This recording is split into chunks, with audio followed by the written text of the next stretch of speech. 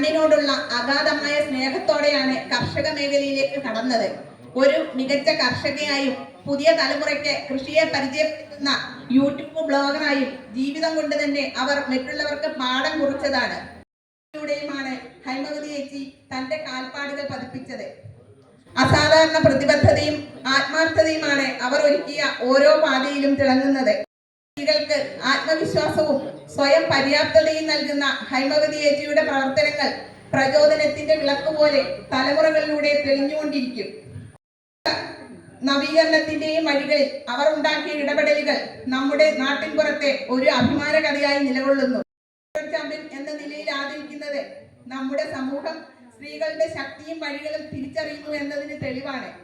ഹൈമവതി ചേച്ചിക്ക് ഞങ്ങളുടെ ഹൃദയത്തിലെ ആദരവും സ്നേഹവും നിറഞ്ഞ നന്ദിയും അറിയിക്കുന്നു.